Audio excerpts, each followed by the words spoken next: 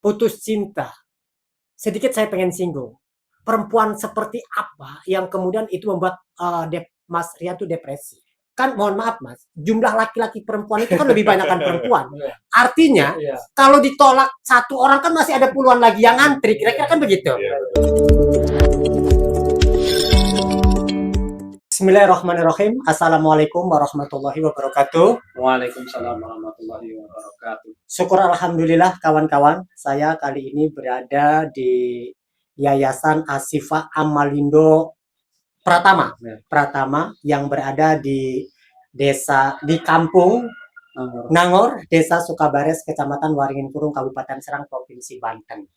Kawan-kawan telah hadir di ruangan ini narasumber saya yang nanti akan menyampaikan tentang kaitannya dengan bagaimana Yayasan Ashifa Amalindo Pratama bergerak untuk membangun masyarakat, wabil khusus Kabupaten Serang dan umumnya Provinsi Banten, bahkan juga bisa jadi Indonesia.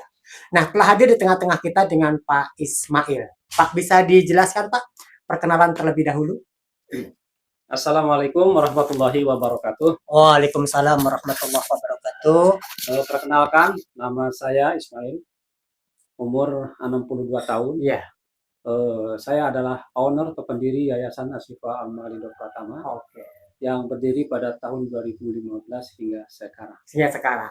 Tahan dulu Pak Ismail ya, karena nanti ada segmen-segmen tertentu yang harus kita tanyakan kepada beliau. Dan kemudian kawan-kawan, ada narasumber yang kedua. Beliau ini mahasiswa yang sempat mengalami gangguan mental begitu Pak. Betul. Gangguan mental, dan kemudian beliau ini juga bisa menulis buku. Nah, kawan-kawan saya tunjukkan lebih di awal. Ini adalah buku beliau. Nah, kita sapa terlebih dahulu. Assalamualaikum Pak Rian. Waalaikumsalam warahmatullahi wabarakatuh. Pak Rian bisa sedikit untuk perkenalan ya sebelum kita ke tanya jawab. Nama saya Rian Hidayatullah. Diagnosa saya itu bipolar affective disorder. Alhamdulillahnya sedang menempuh S1 psikologi di Universitas Teknologi Nusantara Bogor. Oke, ya luar biasa. Nanti kita akan coba kulik apa yang menyebabkan Mas Rian ini berada di Yayasan Ashifa Amalindo dan bagaimana isi buku yang ditulis oleh beliau ini. Kita ke Pak Ismail terlebih dahulu ya Pak. Ya. Pak, saya tadi mendengar bahwa ada semacam latar belakang yang sempat tadi belum sampai terkait dengan kenapa Yayasan Ashifa Amalindo ini perlu berdiri, utamanya di Sukabares, Waringin Kurung, Kabupaten Serang ini. Kira-kira latar belakangnya seperti apa ini Pak? Baik Pak, latar belakang kisah saya sebelumnya mendirikan yayasan, saya adalah wira swasta. Nah, di 2010 saya tutup wira swasta tersebut, kemudian saya bergerak di bidang sosial dan bergabung pada saat itu di LSM, yang betul LSM menangani tentang kesehatan. Oh, tentang kesehatan. Kemudian saya turun di Provinsi Banten ini, saya melihat kondisi di lingkungan saya sendiri. Kenapa kok ada manusia yang dipasung-pasung, dirantai, dibalok, dikurung, kenapa? Pada saat itu saya nggak tahu. Ternyata saya audien dengan kepala desa, dengan camat, dan puskesmas, gitu, bahwa itu adalah orang dengan gangguan jiwa yang selama ini tidak terurus dan tidak terawat. Karena masyarakat Banten awam tentang pengetahuan kesehatan jiwa. Dan rata-ratanya Pak Is, sepengetahuan saya hal-hal yang begitu tuh biasanya dibawanya ke dukun ya Pak ya? Iya betul. Pengobatannya betul. Itu ya? Itulah awam dari situ. Iya. Lanjut Pak. Lanjut. Nah, maka oleh karena itu saya mengangkat, saya terjun. Mulai dari bawah, saya temukan pertama adalah di Kampung Rencong. Oh, di Kampung Rencong. Itu sendiri yang katanya suka ajan dan sebagainya. Nah, itu Pak Supendi. Nah, itu saya temukan, karena itu ya masih saudara juga dekat. Saya temukan, saya coba, saya bawa ke puskesmas. Nah, puskesmas nggak ada obat pada saat itu. Kasihlah rujukan saya ke rumah sakit Serang pada saat itu. Bertemulah dengan psikiater. Psikiater udah ada rekam medisnya di situ. Ternyata ini pasien saya Pak, kondisinya kayak apa sekarang? Sudah lama nggak berobat. Iya, iya. Jadi nggak tahu. Pada saat itu saya lihat dia dirantai. Oh, sedang dipasung tadi ya, Pak. Dipasung, Tapi dengan rantai ya. Ya, rantai diikat gitu. Mm, mm, mm, mm. Nggak nyambung ngomongnya, Iya. nunjuk-nunjuk. Ya sudah begitu. Hmm. Nah, karena itu Bapak bisa bantu dia, bisa dok. Oke, oke, oke, oke. Cara bagaimana dok? Nanti saya kasih resep obat, nanti tebus di farmasi. Farmasi, oke, oke, Oke, oke. setelah itu pakai SKTMK orang nggak mampu. Mm-mm. Saya bawa, udah habis kasih ke keluarganya. Ini loh Bu, ada saya titipan obat dari dokter. Oke. Kata ibunya, oh iya ini obatnya. Dulu juga seperti kayak gini. Oke, oke, Nah, oke. karena saya nggak tahu, masih awam. Mm-mm. Terus kemudian karena kondisi dia, asalnya tuh apa namanya, emosi lah. Emosi, gitu. Ada iya, orang iya, apapun iya. dia nggak nyambung. Oke, oke, oke, Saya oke. berikan, dapat 3 hari saya kunjungan. Ke rumah beliau. Ya, setelah Oke. kunjungan, kok dilepas, kok sudah pakai sarung, pakai peci, ngobrol normal. Oh. Saya begitulah, kayak bisa sembuh ini kan. Sudah dari situlah Iya, saya iya, iya. mulai mengangkat tentang kesehatan jiwa. Oh, awalnya satu orang itu Satu ya, Pak ya? orang itu. Oke, oke, oke. Pak, kalau saya boleh tahu nih, Pak ya, untuk eh, untuk orang-orang yang ditangani oleh Bapak ini kalangannya dari mana saja, Pak? Untuk Ya. rehabilitasi di Asifa Amalindo ini? Ya, kalangannya dari masyarakat, Ya. ada kiriman dari dinas sosial, Mm-mm. nah, Satpol PP, Oh, kemudian gitu. juga- kemudian ada juga ya masyarakat biasa ya. Iya, Kemudian iya, ada iya. yang ada keluarganya. Mm-mm. Datang ke sini minta tolong bagaimana Untuk anak saya diobati. ini diobati. Oke, oke, oke, oke. Gitu, Pak. Baik, Pak, kalau boleh saya tahu mungkin Pak Ismail sudah berapa banyak nih Pak yang sudah ditolong dari Yayasan Asifa Amalindo ini? Pada saat itu saya mendata yang sudah kami bantu melalui program, program kesehatan jiwa dari provinsi, kabupaten, kota. Iya, iya, iya. Pada saat ini saya binaannya adalah Kabupaten Serang, Kota Serang dan Kota Cilegon. Kota Cilegon. Oke, oke, oke. Jadi- Jadi ada yang mungkin mereka menemukan dibawa ke sini begitu Pak ya? Betul. Baik perorangan apapun kelembagaan begitu Pak ya? Kelembagaan. Oke, oke, oke, oke ya. Pak, tentu ngurusin orang dalam gangguan jiwa ini tidak gampang nih kawan-kawannya. Mungkin ada yang ngamuk segala macam. Yang namanya orang hidup pasti butuh makan segala macam. Betul. Saya heran Pak, boleh saya bertanya kaitannya dengan pembiayaan bagaimana ini Pak? Adakah pemerintah menganggarkan atau membantu? Seperti apa Pak? Ya, selama ini kita membutuhkan stakeholder yang ada di pemerintah. Nah, pemerintah pada saat ini saya berdiri dari 2015, bahkan pada saat itu pencanangan bebas fasum Provinsi Banten sudah kita ajukan. Kemudian program pemerintah Provinsi Banten adalah pencanangan bebas fasum dengan mendirikan rumah sakit jiwa. Oke. Dan rumah sakit jiwa sampai saat ini juga dengan mengganti dan kebijakan yang lanjutnya tidak di follow up. Oke. Akhirnya saya sampaikan program jiwa harus ada di puskesmas. Oh. Dan itu akhirnya Pak ditanggapi? Tanggapin, alhamdulillah. Oke. Semenjak kami melakukan terjun ke lapangan bersama tim, kami punya ahli-ahli timnya, ada dokter jiwa, kami dari kesehatan ada tim lagi, mulai dari provinsi, kabupaten, kota. Kita melakukan program itu sosialisasi dan pengobatan langsung. Baru masyarakat tahu bahwa gangguan jiwa orang begini bisa sehat. Bisa sehat. Bisa disembuhin ya. Dan itu gratis nggak Pak kalau berobat di puskesmas dan rumah sakit Pak? Gratis. Gratis. Khusus untuk yang tidak mampu, itu di rumah sakit pakai SKTM di Provinsi Banten. Sekarang ini karena program baru, orang dengan gangguan jiwa harus terdata dan dibuatkan BPJS. Oke. Pak, kalau saya menangkap itu kan yang ditangani atau lewat jalur puskesmas rumah sakit. Ya, betul. Kalau di Yayasan Asifa Amalindo yang sekarang Bapak urusi ini, ada berapa sekarang? Sekarang ini ada 45. Tambahan lagi kemarin ada 48. Orang yang dalam kondisi gangguan jiwa. Semua. Allah, kawan-kawan ya. Jangan sampai pemilu kada ada yang masih maaf bertanya. Itu mah bercanda kawan-kawan. Semuanya sehat ya Pak ya. Sehat. Ada 45 ya Pak ya. Jangan sampai kemudian tegang kayak gini kan. Pak Ismail aja yang nanganin orang yang macam-macam karakter aja santai kan. Masa kita wawancara tegang kan. Udah biasa. Mohon maaf. Baik ya. Pak, keluh kesah mengobati orang-orang yang dalam kondisi keterbatasan mental atau gangguan jiwa. Sudah berapa tahun tadi Pak sejak Bapak bergerak menangani orang semacam ini? Kira-kira udah berapa tahun? Saya dari tahun 2013. 2013? Saya diamanahi pada saat itu dengan sahabat saya dokter. Karena Bapak mau nggak mengangkat ini? Kan gitu. Iya. Siap dok, saya bilang.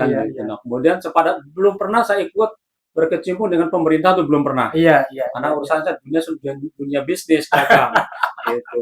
Begitu saya dikasih amanah, Bapak tak kasih surat undangan untuk Bapak ikut ke Jakarta.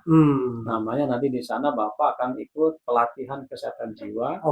Yang nanti setelah itu Bapak dijadikan kader kesehatan jiwa Provinsi Banten. Nah dari situlah kami buat tim. Buat tim lah di Provinsi Banten. Yang namanya TPKJM, Tim Kesehatan Jiwa Masyarakat Provinsi Banten. Ada berapa? Timnya ada berapa Pak? Waktu itu OPD terkait. OPD, iya. Jadi banyak yang terkait lah di situ. Iya. Pak, keluh kesahnya seperti apa Pak? Yang sekarang Bapak tangani 45 ini bagaimana tuh keluh kesah Bapak mengobati mereka yang latar belakangnya macam-macam? Ya, banyak sekali. Ya. Hal apa yang membuat kadang mungkin karena itu kan orang dengan gangguan jiwa Pak. Iya. Ada yang membuat kita marah, mungkin ada yang membuat kita tertawa gitu. Iya. Pernah ada kejadian semacam itu Pak? Oh, sering. Contoh misalnya. Itu kan baru datang nih kiriman dari masyarakat atau dari lembaga pemerintah. Itu kondisi manik kan. Seharusnya ini adalah dimasukkan ke ranahnya rumah sakit jiwa. Iya. Maksudnya gawat darurat. Iya. Ya, kalau di sana kan ada alatnya. Ada fiksasi, ada injeksi. Iya. Kami ini kan belum difasilitasi. Oh, dikirimnya ke sini. Ke sini. Jadi kami hanya mengandalkan obat puskesmas yang ada aja. Yang penting dia bisa tidur. Kan gitu. Iya. Saya minta obat puskesmas, mana obat kasihlah obat puskesmas, udah yang ada aja. Yang penting dia bisa tidur. Iya. Kalau nggak tidur, udah ngacak-ngacak semuanya. Iya. Telanjang, kan gitu kan? Oh iya, betul. Lemari apa bu, yang punya temannya acak-acakan. Naik ke genteng ke atas sampai begitu. Nah itulah. Jadi ada yang namanya berantem ujung-ujungnya. Oh, sesama teman gangguan mental berantem. Berantem sampai tonjok-tonjokan. Iya. Ya karena dia jangan-jangan ini namanya orang yang sedang panik. Iya. Dalam kondisi kegawat daruratan. Nah, ini fasilitas kami memang ibaratkan belum sempurna ya. Kita harus punya ruang isolasi kan itu. Iya, betul. Harus ada fiksasi karena takut orang dengan gangguan jiwa itu bisa mencelakai diri sendiri dan juga bisa mencelakai orang lain. Ini membahayakan. Iya. Makanya ini kami juga rehabilitasi ini berbasis masyarakat. Seharusnya memang ada dokter, ada perawat jiwa. Di sininya. Seharusnya. Iya. Karena saya belum difasilitasi dari mana? Ya yang ada aja dari puskesmas. Tapi alhamdulillah dengan obat dari puskesmas itu bahkan emergensi 3 kali 24 jam kita observasi, dia reda, tenang, ya sudah tinggal kita menjalankan terapi non medisnya. Kita non medisnya adalah psikososialnya. Seperti apa tuh Pak? Kita terapi pikirannya, kita terapi perasaannya, kita terapi perilakunya. Kalau sudah kayak gitu dia nurut. Yang tadi galak-galak, mau kemana kamu? Masuk. Ya. Jadi harus punya ilmunya. Dia mau pergi nih sana sudah. Iya. Masuk. Kecuali yang lagi panik, lari dia kabur, dia main kabur. Iya. Dan itu biasanya dikejar lagi Pak. Artinya kita punya kalau polisi bahkan minta ada tindakan tegas dari aparat terukur. Iya. Terukur dulu tindakannya tuh kayak booster gitu. Iya. Kayak tek sama temen sama timnya saya gitu. Gitu juga yang kalau kita dipinta menjemput, ada yang sudah pakai senjata golok. Wah, itu bagaimana cara nyikapinya? Itu harus bisa tim saya. Iya. Gitu. Kemarin juga habis jemput yang pakai senjata dia. Nggak ada yang berani, orang sekampung ada yang berani. Nah, ini ya harus memang terlatih ya begitu. Gitu. Baik kawan-kawan, itu keluh kesah yang disampaikan oleh seorang Pak Ismail yang beliau ini diamanahi untuk mengurus bagaimana orang-orang yang ada dalam kondisi gangguan jiwa. Nah, tapi kawan-kawan, dari perbincangan Pak Ismail ini, kita juga mendapatkan informasi bahwa ada di antara kawan-kawan yang mengalami gangguan jiwa ini, beliau juga menjadi seorang penulis. Dan kita akan coba sapa di samping saya ini dengan Mas Rian. Ya, betul. Oke, Pak Ismail. Ya. Saya ke Pak Ismail dulu ya, karena kan saya ingin tahu juga bagaimana ketersinggungan apa hubungan Mas Rian dengan Yayasan Ashifa Amalindo. Pak Ismail, Ya. awal Bapak kenal dengan Mas Rian sampai kemudian ada di yayasan ini, bagaimana ceritanya? Sehingga kemudian Mas Rian juga bisa menulis sebuah buku. Ya. Bisa dijelaskan, Pak Ismail? Oh ya, Mas Rian ini memang ketemu dengan saya sudah pulih, Ya. sudah tenang dengan petugas kesehatan, petugas yang ada dari Puskesmas Jombang. Membawalah Mas Rian ke sini dengan kader. Oh, dengan kader. Puskesmas Jombang, Cilegon. Oke. Memperkenalkan dengan saya di sini. Nah, kemudian Mas Rian saya bantu mentalnya, bantu memberikan kekuatan percaya dirinya supaya Mas Rian bisa bangkit dari keterpurukan itu. Oke. Kita bimbing sampai membuat buku dan sebagainya. Jadi awalnya dikirim dari Cilegon Puskesmas ke tempat ini. Iya. Oke. Tapi tidak rehab. Tapi ada konseling aja dengan saya. Oh, konseling. Tidak netap di sini, Pak? Enggak. Oh, enggak ya, bolak-balik aja ya. Baik ya. Itu awal persinggungan antara Pak Ismail dengan Mas Rian. Mas Rian, mohon izin. Jangan tersinggung ya, karena kita sama-sama belajar nih. Kalau Mas Rian sendiri, itu penyakitnya apa, Mas? Sehingga kemudian harus bertemu dengan Pak Ismail ini. Awalnya depresi biasa. Depresi biasa? Iya. Terus lama-lama berubah jadi bipolar affective disorder. Apa yang dirasakan Mas Rian waktu depresi sampai kepada bipolar ini? Kalau depresi itu, saya dulu sering mecahin kaca. Kaca siapa yang dipecahin? Kaca rumah, cermin. Astagfirullah. Iya. Terus. Jadi sampai di titik keluarga itu nyimpen barang-barang pecah belah dan tajam itu di bawah risbang. Oh. Kalau orang zaman sekarang mah tempat tidur ya kan. Iya. Jadi karena ibu saya khawatir, akhirnya barang-barang itu ditaruh di kolong risbang. Oke. Ketika sudah mulai sadar dan ngerti saya kenapa, saya baru nanya, ini kok barang-barang nggak ada, saya mau buka sesuatu nih katanya. Kata gitu. ibu sayanya, udah ibu aja yang buka katanya gitu. Saya maksa, saya aja katanya gitu. Akhirnya mas saya baru tahu kalau semua barang pecah belah itu ada di bawah risbang. Diganti plastik semua pada akhirnya. Oke. Mas, saya juga pengen tahu nih, agak pusing nih. Ini masih muda, masih kuliah. Apa yang menyebabkan Mas Rian depresi? Putus cinta. Aduh, putus cinta. Iya. Mungkin sedikit penonton di channel saya penasaran. Putus cinta. Sedikit saya pengen singgung. Perempuan seperti apa yang kemudian itu membuat Mas Rian itu depresi? Kan mohon maaf Mas, jumlah laki-laki perempuan itu kan lebih banyak kan perempuan. Artinya kalau ditolak satu orang kan masih ada puluhan lagi yang ngantri. Kira-kira kan begitu. Iya, betul. Apa yang membuat Mas Rian itu depresi? Ada kelebihan apa di perempuan itu? Jadi dulu tuh saya sosialnya buruk.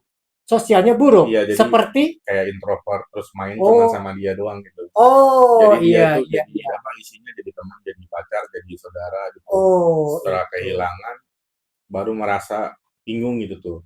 Apakah saya bisa hidup tanpanya? Gitu, karena introvert tadi ya. Iya. Oke. Jadi dia tidak memiliki, Mas Rian ini tidak memiliki banyak teman. Betul. Terutama teman cewek kira-kira gitu ya. Betul. Karena memang saya lihat sih tampangnya tampang tipe setia sebenarnya.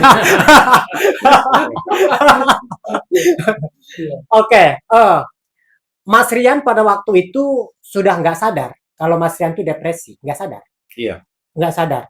Ketika Mas Rian mengalami kepulihan kesadaran, bertemu dengan Pak Ismail itu di posisi yang mana? Atau ketika kesadaran mulai muncul tuh saat apa tuh Mas Rian?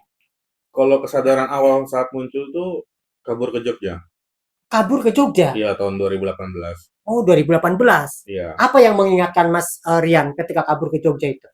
Pengen balik lagi, tapi dengan pribadi yang berbeda. Oh, pengen pribadi yang berbeda. Ya, jadi kan saya sakit tuh dari 2015, Oke. 16, 17, itu masih nyari jati diri saya kenapa? Karena Oh, informasi yang minim, edukasi yang tidak ada. oke oke oke Jadi oke. suatu hari nonton Kick Andy, Mhm. ada apa sih, ada founder komunitas kayak gitu Oke oke oke tentang oke. kesehatan mental. Akhirnya saya ngeliat, terus saya nyari di Jakarta. Oke. Akhirnya tahu tuh rupanya saya nggak sendirian gitu tuh. Mhm. 2018 saya kabur ke Jogja, terus mikir bagaimana bisa balik lagi, tapi tidak dengan saya yang sekarang gitu.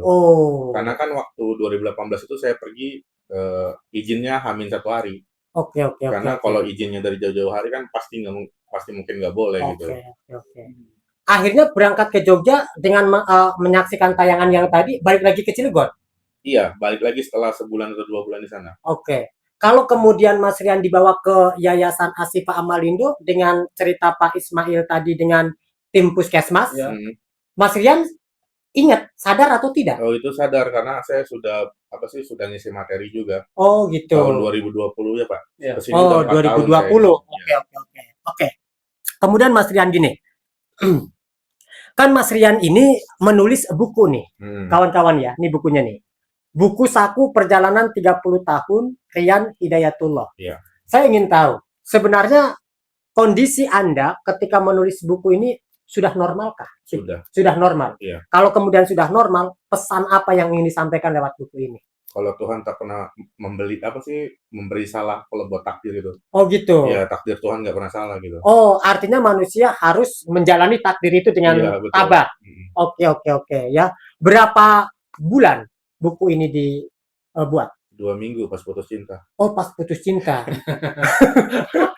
Jadi, kawan-kawan, saya belum bisa bicara banyak tentang buku ini karena baru ketemu hari ini. Mudah-mudahan nanti kita bisa beli, nah bukunya kita juga pengen bedah isinya tentang apa. Mas Rian, harapan ke depan nih, Mas Rian. Pertama, sudah bersinggungan dengan Yayasan Ashifa Amalindo. Iya. Yang kedua, Mas Rian juga sudah berapa buku yang ditulis? 3. Sudah 3 buku yang ditulis dan saat ini Mas Rian juga kuliah di psikologi Universitas Teknologi Nusantara, Bogor. Universitas Teknologi Nusantara Bogor ya. Harapan ke depan dari semua takdir yang sudah dilalui, apa yang bisa disampaikan kepada penonton? Gangguan jiwa bukan sebuah kutukan dan bukan sebuah aib keluarga. Oke. Jadi seharusnya kita punya strata yang sama gitu. Kalau duduk ya kita duduk bareng-bareng gitu. Oke. Kalau berdiri dan kalau jalan kita juga jalan bareng-bareng gitu. Luar biasa. Jadi Mantap. stigma itu harusnya hilang gitu. Iya. Tidak boleh ada disparitas ya. Iya, betul. Tidak boleh ada perbedaan-perbedaan. Kawan-kawan, tidak terasa obrolan kita pada siang menjelang sore hari ini dengan Pak Ismail, owner daripada Ashifa Amalindo yang bergerak menangani masyarakat yang mengalami gangguan jiwa, dan juga ada salah satu Mas Rian yang juga terlibat di yayasan ini. Awalnya memang beliau di sini terapi begitu sampai kemudian bisa menghasilkan buku. Tidak terasa waktu kita sudah cukup panjang berdialog, berdiskusi dan juga mengungkap bagaimana kehidupan dua tokoh yang saat ini sedang kita tonton. Maka penting di antara keduanya kita minta untuk closing statement terkait dengan pengalaman mereka berdua. Pak Ismail, closing statement Anda terkait dengan OGDJ, terkait dengan penanganan, terkait juga dengan campur tangan pemerintah terhadap masyarakat yang mengalami gangguan jiwa. Apa yang dapat Bapak sampaikan dalam kesempatan ini? Baik, saya lihat orang dengan gangguan jiwa itu bukannya mengurang, tapi harus bertambah. Ladang amalnya masih banyak. Sudah mengidap, sudah menjadi penyakit menetap. Oke. Yang belum resiko akan kena. Oke. Oleh karena itu yang pada saat ini masyarakat banyak yang kena gangguan jiwa yang sudah akut, ini sudah distigma oleh masyarakat bahwa dia gila, kan gitu? Iya. Nah, dengan ini mereka adalah manusia, punya hak hidup di negara ini yang sama. Ya, punya hak perlindungan sosial, punya hak perlindungan hukum, punya hak untuk kesejahteraan. Nah, oleh karena itu, setelah turun ke lapangan, identik orang dengan gangguan jiwa, contoh Kabupaten Carang aja ada 3.000 misalkan. Nah, itu angka kemiskinan 3.000 ada di situ. Oke. Karena dalam satu orang gangguan ODGJ ada di satu keluarga. Berarti ada 3.000 keluarga. Ada ODGJ-nya. Rata-rata itu, rata-rata di keluarga itu udah habis duitnya buat ngobatin satu orang. Inilah jatuhnya sebuah kemiskinan. Apalagi yang kena orang miskin. Tambah miskin lagi jatuh. Ini adalah bagaimana ke depan pemerintah. Yang gitu. Pemerintah ke depan bagaimana? Kami ini LKS yang bergerak secara sosial. Tidak punya anggaran, tidak didukung dari segala unsur. Kemudian saya berharap adalah inilah pemerintah dan swasta perlu mendukung. Jadi artinya peran serta masyarakat, pemerintah dan swasta. Bagaimana cara menangani ini supaya kami ini terbantu sehingga bisa membantu orang lain, sehingga mereka yang tadinya terpuruk udah nggak bisa mengangkat dirinya sendiri, supaya mereka bisa berdaya guna dan bermanfaat untuk bangsa dan negara ini. Itu saja. Luar biasa. Itu ya, luar biasa kawan-kawan ya, obrolan kita sore ini. Mas Rian, closing statement, terutama bagi anak-anak muda kita yang barangkali ada rasa jiwa cintanya, agar kemudian tidak mengalami hal yang sama dengan Mas Rian. Apa yang bisa disampaikan untuk para kaula muda nih Mas Rian? Silakan. Jangan malu berobat ke psikiater. Jangan malu berobat ke psikiater. Itu cara untuk kita selamat dari gangguan jiwa. Kira-kira begitu? Betul. Cukup. Jangan malu untuk berdiskusi atau berobat ke psikiater. Karena itu cara utama menangkal daripada gangguan jiwa.